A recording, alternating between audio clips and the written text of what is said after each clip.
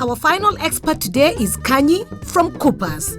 He's come to help John get rid of parasites infecting his cows.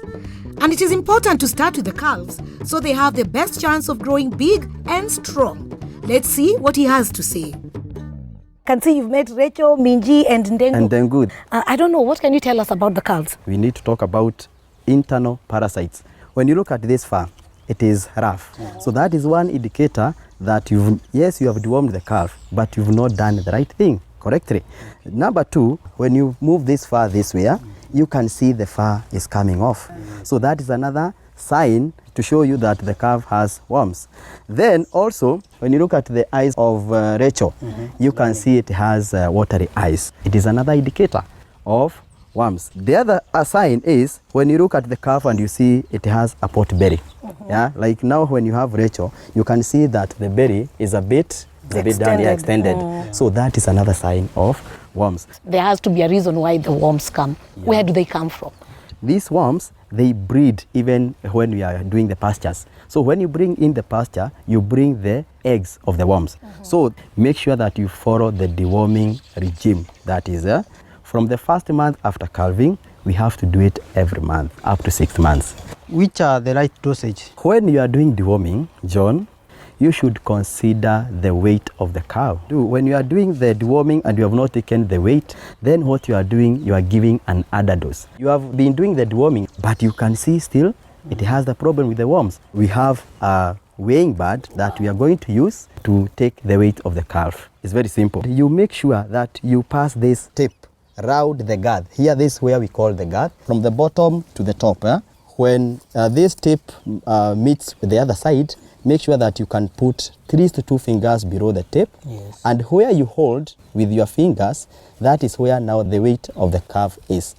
For this calf, what is the weight of the calf?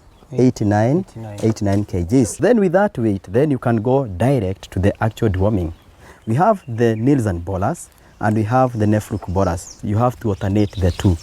So, depending on the weight of the calf, crush the correct amount of tablet into a fine powder and then mix with a cup of water.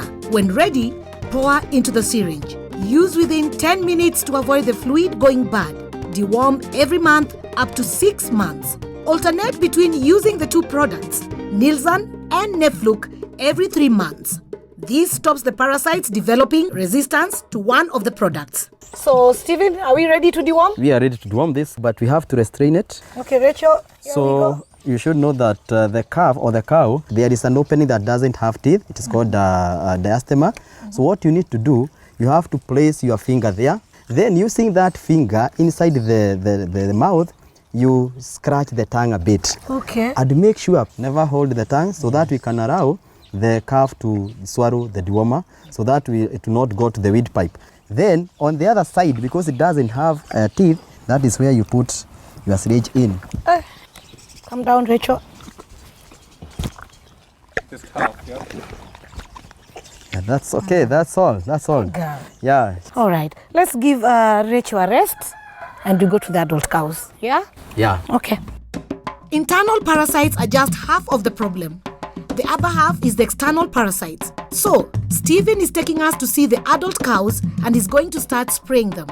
When we have cows with external parasites, which we call the vectors, the cow incurs a lot of problems because one, when we have these vectors like ticks, flies and fleas, the farmer goes at a loss because he is incurring so many veterinary costs which are unnecessary, and also the farmer is losing a lot in terms of production because 80% of the diseases that face farmers are caused by the vectors, that is external parasites. We have a product by the name Triatex. Then also we have another product by the name Greenaid.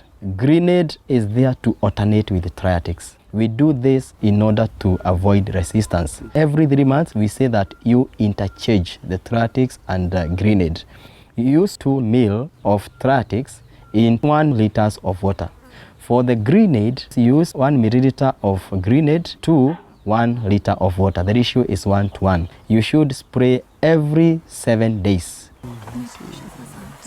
Carol! Oh, Tony! How is it going here? No more ticks, No more worms. Kanyi, what do you think of today's work? All good, Kanyi. All I heard was Tony. I know his tools of trade. He can hardly talk.